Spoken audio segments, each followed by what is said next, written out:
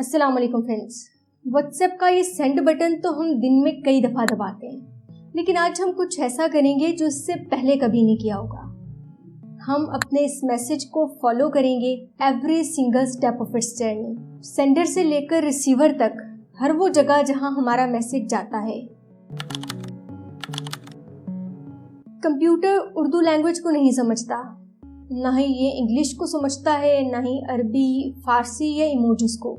सो जो भी हम मैसेज टाइप करते हैं या ऑडियो रिकॉर्ड करते हैं, कोई तस्वीर या वीडियो भेजने की कोशिश करते हैं, उसे पहले ज़ीरोज़ और वंस में चेंज किया जाता है, क्योंकि सिर्फ यही तो कंप्यूटर समझ सकते हैं। छोटी छोटी सी इलेक्ट्रिकल स्टेट्स, जहाँ पे 1 का मतलब कंप्यूटर के लिए एक ट्रांजिस्टर का ऑन होना और 0 का मतलब ऑफ होना है। लेकिन ये सारे ज़ीरोज़ और वंस एक ही जगह पैक करके सेंडर के पास नहीं भेजे जा सकते।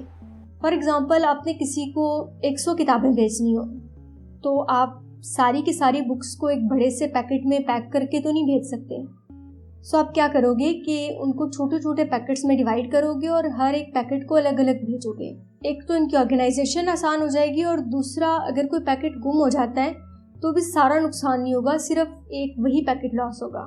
और यही चीज़ हमारे मोबाइल्स और कंप्यूटर्स भी करते हैं, यानी कि इन ज़ीरोज़ और वंस को छोटे छोटे पैकेट्स में पैक किया जाता है और फिर ये पैकेट्स रिसीवर की तरफ भेज दिए जाते हैं। सो फिर ये पैकेट्स या तो हमारे राउटर की तरफ जाते हैं अगर वाईफाई इस्तेमाल कर रहे हैं, और अगर डेटा इस्तेमाल कर रहे हैं तो करीबी सेल टॉवर की तरफ। फिर ये वहाँ से दुनिया भर में फैले हुए इंटरनेट पर कोई सा भी रूट लेते हुए अपने रिसीवर तक पहुँचने की कोशिश करते हैं। सारे पैकेट्स एक ही रास्ते में से नहीं गुजरते। हो सकता है कोई पैकेट सबसे मुख्तसर रास्ता ले और कोई पैकेट दुनिया का सबसे लंबा रास्ता तय करके मंजिल तक पहुंचे। सो इसलिए रास्ते में किसी के लिए आपके मैसेज को मुकम्मल तौर पे पढ़ पाना नामुमकिन है, क्योंकि ये सारा मैसेज एक साथ ट्रैवल कर ही नहीं रहा। एक पैकेट में मैसेज का सिर्फ एक छोटा सा हिस्सा होगा जो कि किसी के लिए भी मीनिंगलेस है।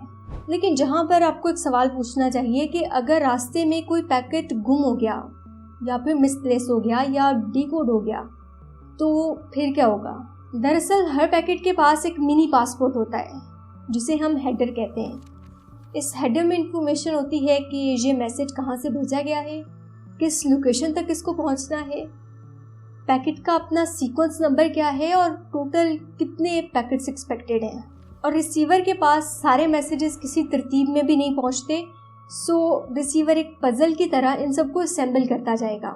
जैसे ही कोई मैसेज आएगा उसे उसकी जगह पे रखता जाएगा। जैसे ही पजल पीस कंप्लीट होगा, मैसेज को दोबारा से ह्यूमन लैंग्वेज में ट्रांसलेट करके रिसीवर को दिखा दिया जाएगा। लेकिन अगर कोई पैकेट नहीं पहुंचता तो फिर रिसीवर सेंडर को इन्फॉर्मेशन भेजेगा।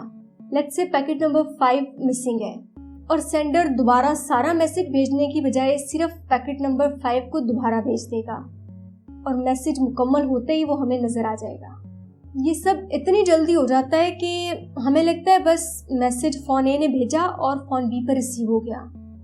लेकिन असल में हो सकता है जो मैसेज आप तक आया है वो कई हज़ार किलोमीटर का फासला तय करके आया हो।